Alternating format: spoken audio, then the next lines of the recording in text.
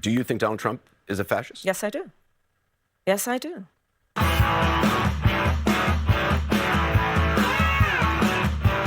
Staff, Mark Milley said, no one has ever been more dangerous to this country than Donald Trump, and he is a fascist to his core.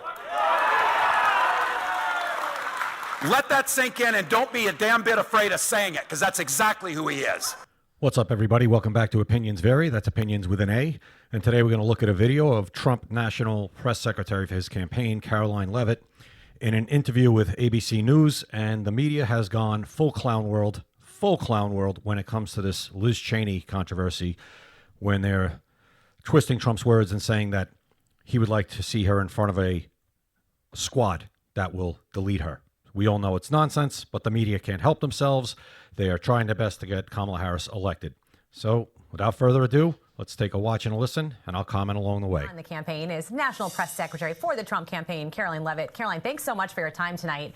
As you heard in our last report, the former president today doubling down on that comment against Congresswoman Liz Cheney, calling her a coward, a dumb war hawk. What's the strategy here with this message and continuing to repeat that violent rhetoric? Well, first of all, President Trump is saying the truth, and he is 100% right about Liz Cheney and so many other who have made up the Washington, D.C. establishment class for so many years. They are so quick to take action that starts foreign conflict and wars, to send America's sons and daughters into overseas conflicts that many American soldiers have lost their lives in when they themselves have never served in combat. And But Donald Trump never served in combat either. Well, Donald Trump's not a war hawk. He's been consistent his whole life that he's not too keen on wars. And he was against the Iraq war from minute one and has been, again, consistent. He's been consistent his whole public life with everything when it comes to his policy and his thoughts on world affairs, domestic affairs, the economy, everything. He's been consistent. You can go back to 1980s with the Oprah Winfrey interviews when she loved him and wanted him to run for president and wanted to be his running mate. Go watch that. Sounds the same then as he does now. Just now he's a Republican, so they hate him. this is an issue that both Democrats and Republicans, by the way, have taken with the Washington, D.C. establishment class for so many years. That's all President Trump was expressing on that stage last night. And it's shameful that we woke up today to so many misleading headlines from the mainstream media saying that President Trump was suggesting Liz Cheney should be executed. That is utterly absurd. What he was suggesting is that Liz Cheney maybe should understand the severe consequences of war before she tries to send more Americans overseas to fight in them. Right. The apple didn't fall far from the tree because her father didn't care about that either. All he cared about was the money he could make from war. We have been playing the soundbite in full to give our viewers that whole context if you've been listening to our shows, Karoline. Nah, she probably hasn't been listening to your shows. She might be kind of busy, but go ahead. But at the end of the day, the former president here is talking about putting the image out of guns being traded on a political opponent's head. I mean, are you prepared to accept the consequences of if there actually is violence and knowing that his words carry a lot of weight from with his own supporters? How cognitively dissonant do you have to be, or shameless, to ask that question to someone representing Donald Trump?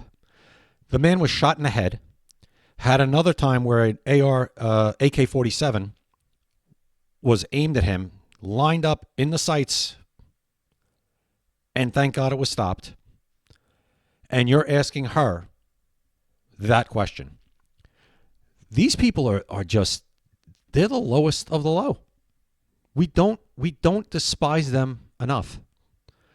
And they look in that camera and they ask this question: how shameless do you have to be, or cognitively dissonant, or maybe a combination of both? It's really incredible. Like we don't have the internet or YouTube to go back and look at what happened or what was said. It's incredible. These people are still living in the 1950s where nobody could find any information, or if something happened, you just had to take their word for it. And that was the only thing you got to judge your opinion on. It's incredible. They haven't adjusted, and they don't want to adjust. The only way they're going to adjust is if they get trounced come on Tuesday. That's the only way. Maybe they'll adjust then. Maybe for a little while.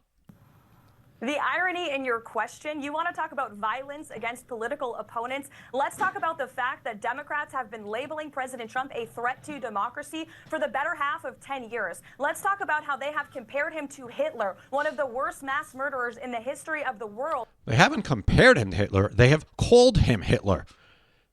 Look at the video, the beginning of this video. This is recent, obviously. Vice President, he's a fascist. Tim Walz, vice presidential nominee, he's a fascist.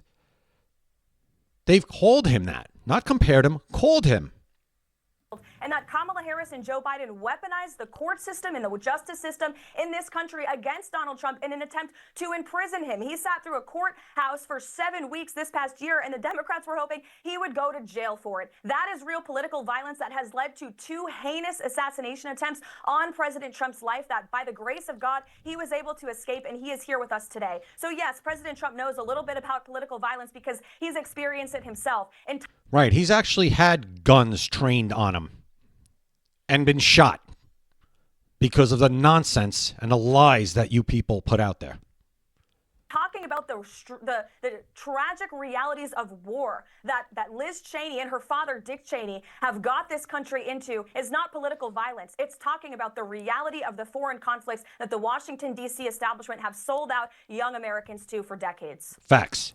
Yet, of course, after those attempted assassination attempts on the former president's life, his opponents reached out to him and said they do not accept political violence. That has been a key difference. Oh, my God. That's been a key difference, huh? What did I just play again in the beginning of this video? And it just goes on and on every single day. And it's gotten worse and worse every single day. The farther she falls down in the polls, the worse she gets with her rhetoric, with her slander, with her defamation. And I'm talking about Kamala Harris and the media. Same thing. One and the same. Again, the cognitive dissonance of this woman, this journalist, is astounding. I don't know how these people look in the mirror. I just don't.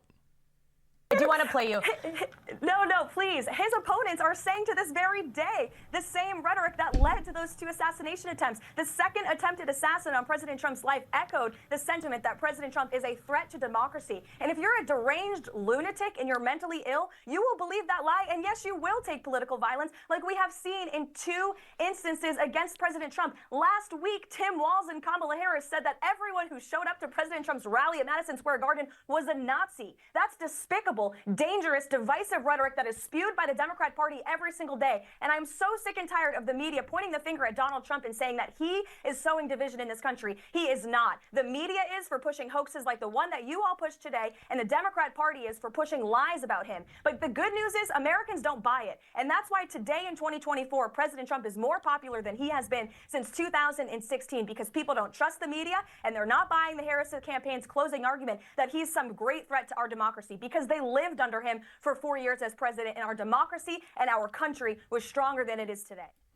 Well, I don't know. She looked pretty smart to me, Mark Cuban. She sounded pretty smart. Doesn't look like Trump's afraid to be around her. She absolutely destroyed that journalist. Destroyed her. But honestly, it's low-hanging fruit. That's how pathetic these people are. They are pathetic.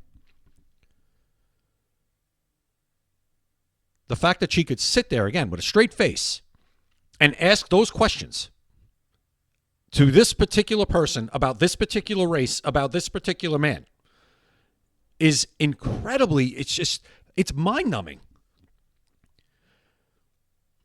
Like I said, I think the only way we put a stop to this a little bit is they get trounced on Tuesday in this election. And maybe they'll wake up a little bit and try to maybe be a little bit honest going forward. Probably not. I'm trying to be an optimist here. Probably not. Tell me what you guys think in the comments. Give me your opinion. I appreciate you watching. Please like, share, and subscribe. And continue to follow me at Opinions Vary.